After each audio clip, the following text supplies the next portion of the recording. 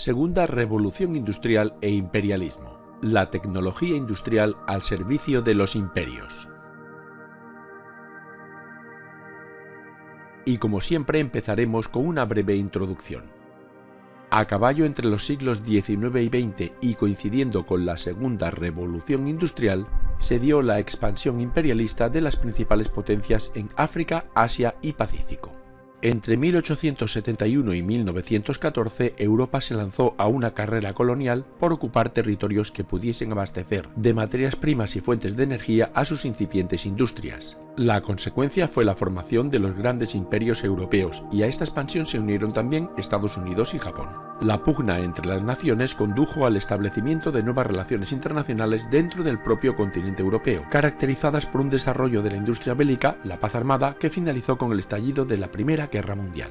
Este es un mapa especificando el marco geográfico del tema que estamos estudiando, y esta es una tabla cronológica con los acontecimientos más importantes del periodo. Precisamente esta misma tabla está en nuestra web yucam.com junto con los apuntes, su anexo y un práctico mapa conceptual muy útil para comprender el tema de un solo vistazo. Y allí te podrás descargar todos estos elementos.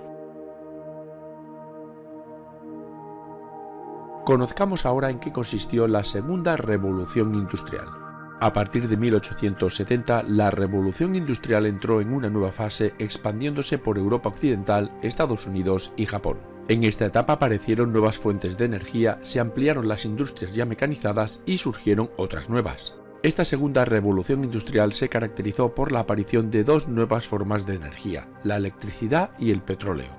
La electricidad era ya conocida, pero el reto consistía en producirla en cantidades industriales y resolver el problema de su transporte. Los progresos de la física hicieron posible la conversión de la energía mecánica de la caída del agua en corriente eléctrica transportable y convertible en varios usos. El abanico de sus aplicaciones fue enorme: alumbrado, sistemas de comunicaciones, de transporte e incluso de ocio. Se trataba de una energía limpia en su uso, muy flexible, fácilmente transportable por cables y barata, llegando incluso a modificar la ubicación de fábricas y empresas al no depender tanto del carbón y su transporte. El petróleo adquirió importancia cuando empezó a utilizarse como combustible en los medios de transporte, siendo esto posible tras los inventos del motor de combustión interna y del motor de explosión, y el petróleo también destacó por su uso como lubricante industrial y para calefacciones. En cualquier caso, la utilización de la electricidad y del petróleo como fuerza motriz siguió siendo modesta hasta 1895, porque a finales del siglo XIX el carbón suministraba más del 90% de la energía producida y consumida en Europa. Estas nuevas fuentes de energía impulsaron una nueva revolución de los transportes, un elemento esencial del crecimiento económico. Durante el siglo XIX se construyeron las principales redes ferroviarias en Europa y la electricidad permitió innovar en el transporte urbano, gracias a los tranvías y a los ferrocarriles metropolitanos. A partir de los años 70 de ese siglo se difundieron las mejoras técnicas en la construcción de buques y la navegación acortó la duración de los viajes transoceánicos, favoreciendo las grandes migraciones europeas. Además, la apertura de nuevos canales como el de Suez y el de Panamá estimuló el comercio marítimo. Pero la gran revolución sucedió con la aparición del automóvil, que combinaba el motor de explosión con el invento del neumático y el petróleo como combustible. En 1885 Carl Benz construyó el primer automóvil a gasolina y pronto empezó a fabricarse en masa en Francia por Armand Peugeot y sobre todo en Estados Unidos gracias a Henry Ford, que con su Ford T inició la producción masiva en serie. El otro gran método de transporte surgido en esta época fue la aviación, con la construcción del primer avión por los hermanos Wright. Otros pioneros como Louis Blériot, que cruzó el Canal de la Mancha en 1909, demostraron su enorme potencial, especialmente en el ámbito bélico. A finales del siglo XIX, el avance tecnológico pasó a ser el resultado de los especialistas de los laboratorios de investigación coordinados por ejecutivos que buscaban nuevas aplicaciones prácticas de los descubrimientos científicos. Aparecen así los nuevos productos como el caucho, las fibras artificiales, los abonos químicos o el aluminio. Gracias al convertidor Bessemer y a los altos hornos, la industria siderúrgica consiguió abaratar el precio del acero en un 50%. Esto permitió su producción en masa y el desarrollo de otras 4 industrias, que son las siguientes: la metalúrgica, la eléctrica, la química y la construcción. E incluso se crearon nuevos inventos importantes como las máquinas de coser y de escribir y la bicicleta. Los avances continuos en medicina e higiene, así como la mejora de la dieta, tuvieron como consecuencia el aumento demográfico en Europa al disminuir la mortalidad y mantenerse aún alta la natalidad. Así se llegó a 450 millones de habitantes en el continente antes de la Primera Guerra Mundial, mientras que en Estados Unidos alcanzaban los 100 millones en la misma fecha. Pero este crecimiento demográfico no estuvo acompañado en Europa de un aumento de la renta por habitante. El paro creció y se incrementó el desequilibrio en la distribución de la riqueza, originando numerosas migraciones en busca de más y mejores oportunidades. Entre 1800 y 1914 salieron de Europa 60 millones de personas. Hasta 1850 la mayoría de los emigrantes europeos provenían de Gran Bretaña e Irlanda, y sus destinos preferentes fueron Estados Unidos, Canadá y Australia, zonas con muchas oportunidades económicas y rasgos culturales similares como el idioma. Pero desde 1850 hasta 1914 la principal emigración europea salió de Italia, países eslavos y España, y su destino principal fue el continente americano. Con la segunda revolución industrial, el comercio se multiplicó gracias al aumento de la producción y a la revolución de los transportes. La extensión del libre cambio y la diversificación de la producción incrementaron masivamente el comercio internacional, destacando como potencias comerciales Estados Unidos, Reino Unido y Alemania.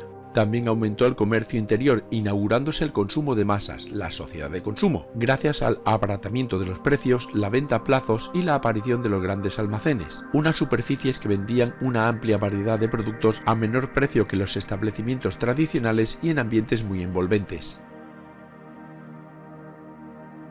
Y todo esto trajo consigo una nueva producción industrial. El aumento de la competencia provocó que las industrias incrementasen su productividad, y en este proceso Estados Unidos tomó el liderazgo en la innovación de la producción, aunque pronto se expandió a otros países. El taylorismo es un método de organización industrial cuyo fin consiste en aumentar la productividad al eliminar los movimientos superfluos del obrero y optimizar el tiempo empleado para así reducir costes. Para ello, la producción se organiza en serie a través de una cadena de montaje, es decir, una cinta continua por la que se desplazan los productos en fase de fabricación. El movimiento continuo de esta cinta marca el ritmo de la producción, evita la pérdida del tiempo y sistematiza las acciones que deben realizar los obreros, aunque también provocaba cierta alienación en los trabajadores. Henry Ford llevó a cabo la aplicación más innovadora del taylorismo en su fábrica de Detroit. Para ello, adaptó la cadena de montaje a la producción de automóviles, buscando fabricar en gran número a bajo coste y usando maquinaria innovadora y numerosos trabajadores especializados, a los que pagaba unos salarios elevados con la idea de convertirlos en consumidores, porque de nada sirve fabricar millones de coches caros solo al alcance de unos pocos compradores. El Fordismo consiguió la fabricación de automóviles sencillos y baratos destinados al consumo masivo de la familia media americana, como el modelo Forte. Entre 1850 y 1900 el número de empresas se estabilizó mientras que la producción creció, dándose un proceso de concentración industrial que se explica por dos motivos. Por el mismo progreso técnico al elevar el coste de las máquinas utilizadas, ya que en principio solo las grandes empresas contaban con recursos para invertir en nuevas tecnologías. Y por la búsqueda de la concentración para conseguir un aumento de la productividad del trabajo y disminuir el coste medio de cada unidad producida. Con ello se competía más favorablemente en el mercado y se lograba conquistar otros nuevos. Esta concentración podía hacerse de dos formas: horizontal, una fusión de empresas con la misma actividad productiva, y vertical, una integración de empresas complementarias en el proceso de producción. Cuando es una única empresa la que controla el mercado de un producto o su producción, forma un monopolio, y si son pocas empresas recibe el nombre de oligopolio. Dentro de la concentración empresarial existen otras más: el cártel, un acuerdo comercial entre empresas de un sector para limitar o suprimir la competencia mediante fijación de precios o limitación de ofertas. El holding, empresas integradas financieramente pero separadas jurídica y productivamente. Este sistema disminuye los riesgos al tener los propietarios varias empresas diferentes y suele ser el primer paso al trust, que se trata de una unión vertical u horizontal que lleva al monopolio de un sector o un producto. Sus efectos son muy perjudiciales en la competencia empresarial. Y toda esta serie de factores influyó en el imperialismo. En el último cuarto del siglo XIX se inició un proceso de dominio político, militar y económico de grandes territorios de Asia y África por parte de países industrializados de Europa, Estados Unidos y Japón. Este fenómeno se conoce como imperialismo y culminó a inicios del siglo XX con la colonización del continente africano y de una parte del asiático. A lo largo de este proceso hubo momentos de fuerte tensión entre las potencias coloniales, la paz armada, constituyendo una de las causas del estallido de la Primera Guerra Mundial. Estas causas pueden agruparse en económicas, políticas, demográficas e ideológicas.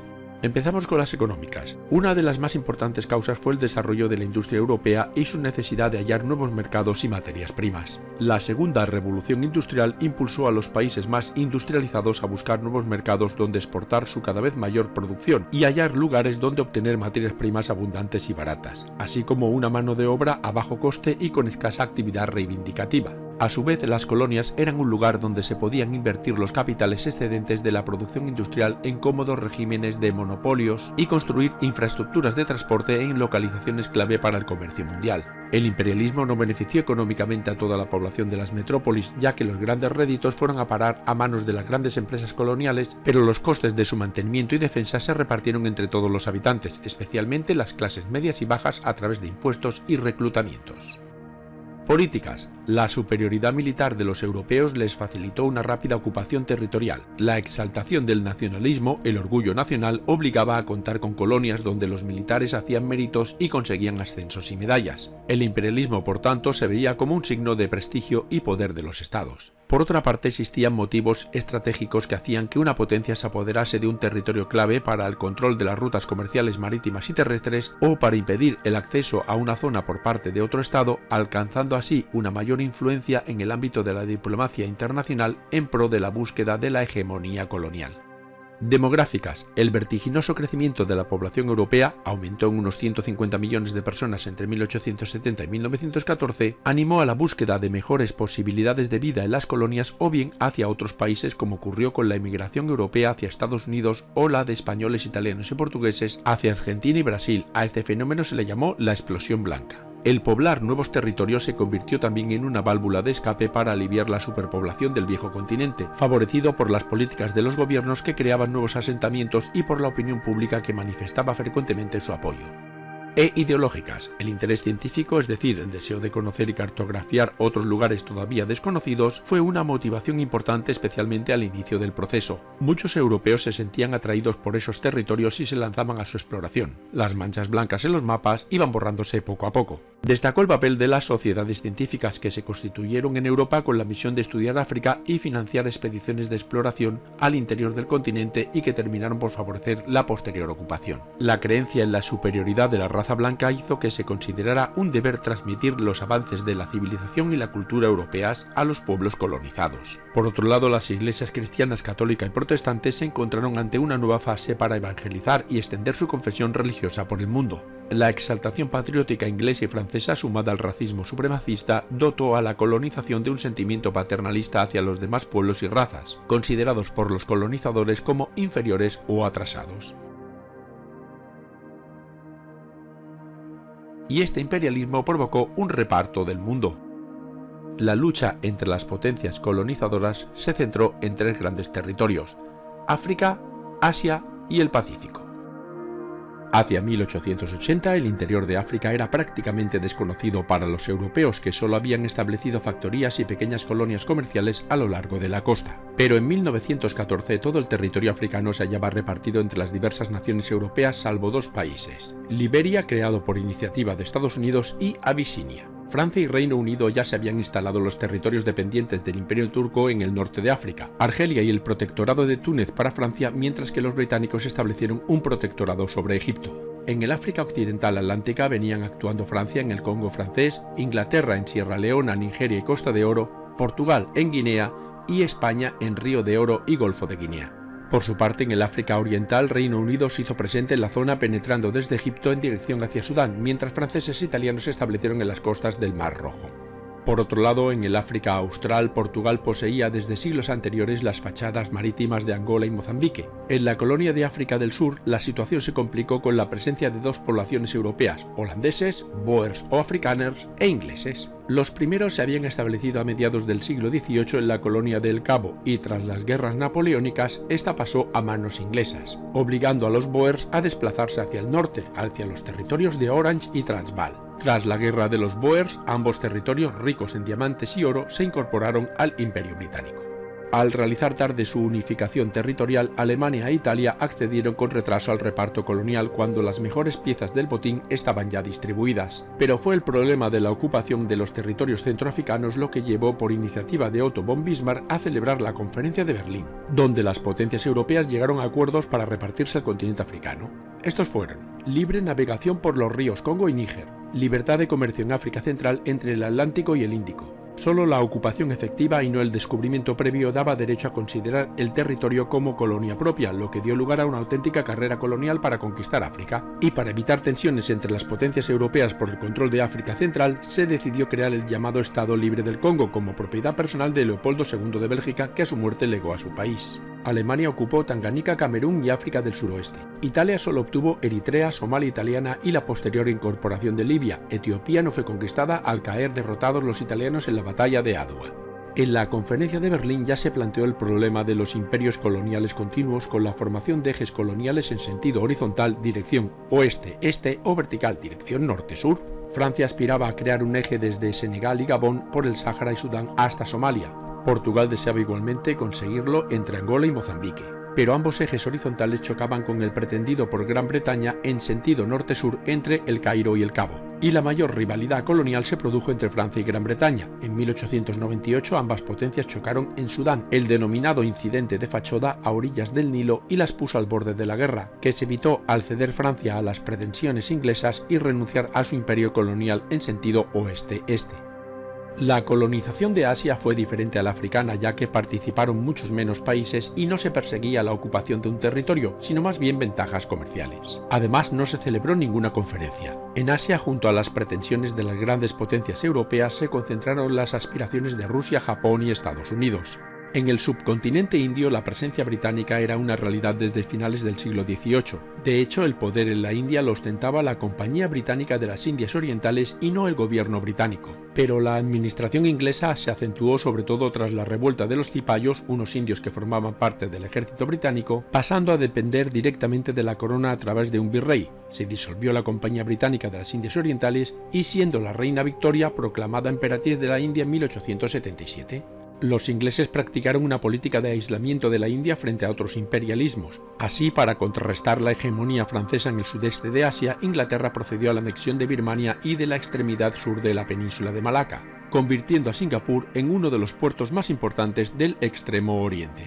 Los franceses fueron los únicos en crear un imperio partiendo de cero. Se establecieron en la Cochinchina, una región meridional del delta del Mekong con su capital Saigón, y se extendieron por la península de Indochina. Tras enfrentarse a China y derrotarla, ampliaron su presencia creando la Unión Indochina, formada por Cochinchina y los territorios de Annam, Tonkin, Camboya y más adelante Laos. Indonesia quedó en manos de los Países Bajos y, para no chocar con Gran Bretaña, se dejó una zona sin conquistar a modo de estado tapón, el Siam, actual Tailandia. De esta forma, tanto Imperio Británico como francés quedaban separados por Siam, el estado tapón.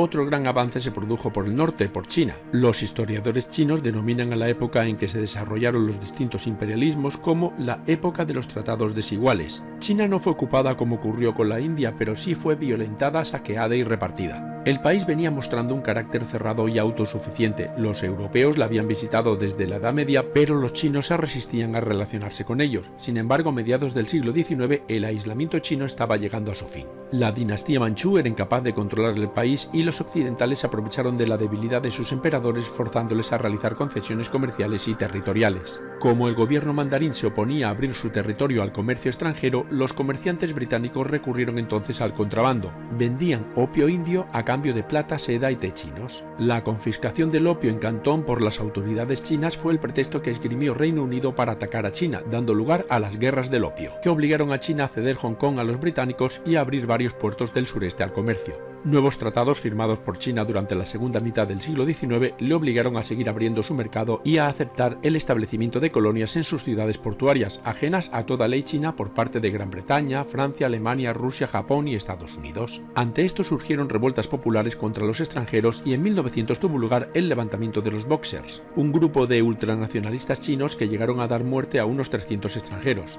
Las potencias europeas, junto con Japón y Estados Unidos, respondieron con el envío de una fuerza internacional que acabó con la revuelta.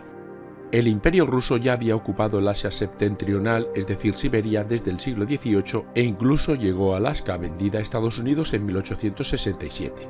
Al tratarse de un imperio continental rodeado de hielo, su política expansiva consistía en avanzar hacia el sur, presionando por tierra al Imperio turco, a Persia, a la India y a la China septentrional, y en la costa del Pacífico buscando una salida hacia aguas más cálidas. Así, en 1858 hizo ceder por China la provincia de Amur, y en 1860 obtuvo la región costera entre la desembocadura del río Amur y Corea. Allí se fundó el puerto de Vladivostok, presionando todavía más sobre China para que le cediera Manchuria, la China septentrional, para establecer el ferrocarril en esta región. Al extenderse Rusia por Asia Central, ocupando todo el Turquestán, Reino Unido consideró que sus intereses en Persia y la India podían verse afectados. Al final, los dos imperios, ruso y británico, permitieron que Afganistán cumpliera un papel de estado tapón, siendo independiente para separarlos. A esta tensión anglo-rusa se la denominó el Gran Juego.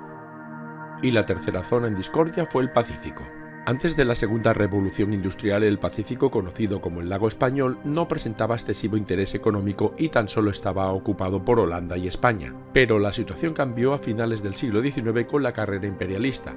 En 1901 el Imperio Británico ocupó totalmente Australia y creó una confederación que incluía Nueva Zelanda y algunas islas del Pacífico. Estados Unidos anexionó Hawái y por el Tratado de París recibió Filipinas y la isla de Guam. Alemania compró las Islas Marianas y las Carolinas a España y se extendió por las Islas Marshall, Salomón y Nueva Guinea. Francia incorporó a sus territorios Nueva Caledonia y la Polinesia Francesa, y Japón ocupó las posesiones alemanas durante la Primera Guerra Mundial. Y fuera de Europa se dieron dos imperialismos, el japonés y el norteamericano. Como consecuencia de la Revolución Meiji, Japón inició un proceso de apertura y modernización social y económica. Abolió el feudalismo y se reformó la legislación, introduciendo la igualdad de los ciudadanos ante la ley, y además se organizó un nuevo ejército y se logró desarrollar la industria. El crecimiento económico y la modernización social convirtieron también a Japón en una potencia imperialista, dispuesta a competir con las potencias europeas por el dominio de Asia. Su interés inicialmente se centró en China y en las posesiones rusas en el norte de China. A finales del siglo XIX estalló la guerra sino-japonesa, donde China fue derrotada teniendo que ceder la isla de Formosa a Japón y reconocer Corea como estado independiente. Y el conflicto contra Rusia se dio ante su rivalidad por el mismo espacio, Corea y Manchuria. En 1904 estalló la guerra ruso-japonesa con derrota de los rusos. Japón lograba así parte del sur de la isla de Sajalín, Port Arthur y el protectorado sobre Corea. Con estas victorias, el imperio nipón había pasado de ser un país potencialmente colonizable a ser una potencia imperialista, pero todavía no era reconocido como un igual por los occidentales. Por eso intervino en la Primera Guerra Mundial con el bando del Reino Unido, y tras finalizar la contienda se anexionó las posesiones alemanas en China y en el Pacífico. Esto produjo tensiones con Estados Unidos y Reino Unido que terminarían derivando en la participación nipona en la Segunda Guerra Mundial a favor de Alemania. Por otro lado, la actuación colonial de Estados Unidos se realizó en dos direcciones, hacia el Pacífico y hacia el Caribe. Empezamos con el Caribe. En 1898 el conflicto entre Cuba y España provocó la guerra hispano-estadounidense que finalizó con la rápida derrota española. Como resultado, Cuba obtuvo la independencia y Puerto Rico, Filipinas y la isla Guam pasaron a soberanía norteamericana. En Panamá, Estados Unidos se había propuesto construir un canal que comunicase los dos océanos. Ante la oposición de Colombia a hacer concesiones necesarias, los norteamericanos impulsaron la independencia de Panamá, que dio toda clase de facilidades a Estados Unidos para construir el canal. Y el otro punto de expansión norteamericano fue el Pacífico. Estados Unidos estaba empezando a mostrar su poderío económico, su injerencia en los asuntos internos de los países americanos y a penetrar en el área del Pacífico, situando en sus islas bases navales destinadas a proteger sus intereses en el continente asiático. La doctrina Monroe, sintetizada en la frase «América para los americanos», defendía que los Estados Unidos estaban legitimados moralmente para intervenir militarmente en cualquier lugar del planeta donde estuvieran en riesgo sus intereses económicos o geoestratégicos, y además consideraba el continente americano completo como su área exclusiva de influencia. Y después de analizar todas las potencias implicadas, vamos a conocer la organización colonial. Las colonias eran territorios ocupados y administrados por un gobierno ajeno a estos, mediante la conquista o asentamiento de sus súbditos, y en ellos se impuso una autoridad extranjera. Puede hablarse de colonialismo cuando un pueblo o gobierno extiende su soberanía y su control político sobre otro territorio o pueblo extranjero como fuente de riqueza y de poder, a menudo incluso con violencia. Las colonias eran organizadas para ser controladas y administradas por la metrópolis, y pueden distinguirse varios tipos de territorios coloniales según su organización administrativa. Colonia, la metrópoli se dedicaba a la explotación económica, carecía de gobierno propio y los colonos ejercían una política de ocupación con un gobernador, mandos militares y funcionarios que mantenían la administración. Estos se apropiaban de las tierras para crear plantaciones o para explotar yacimientos minerales. Sus propietarios eran colonos blancos o grandes compañías con sede en Europa y empleaban mano de obra indígena pagándoles unos salarios muy bajos, además de impedir que se comerciara con otros países. Protectorado, territorio que tras la invasión mantuvo el gobierno indígena y un aparato administrativo propio, aunque tuvieran además un gobierno paralelo dirigido por la metrópolis, que en la práctica dominaba el gobierno local y se reservaba puntos fundamentales como las funciones de defensa y política exterior. Dominio. Por las condiciones climáticas, el escaso número de indígenas y la riqueza de los recursos, numerosa población blanca se estableció permanentemente en esas colonias, a las que se les reconocía cierta autonomía en el gobierno interior y en ellas los europeos, es decir, los no autóctonos, tenían los mismos derechos que los de la metrópolis. Este tipo de territorios también se les conocía como colonias de poblamiento. Concesión. Se trataba de una zona cedida a la metrópoli durante un plazo determinado con ventajas comerciales y de explotación.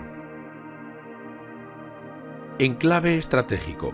Punto de especial interés económico o militar. Territorio metropolitano. Colonia que alcanzaba el carácter de provincia. Y mandato, territorio perteneciente a uno de los países derrotados en la Primera Guerra Mundial, que pasó a estar controlado por uno de los países vencedores en la contienda y tutelado por la Sociedad de Naciones.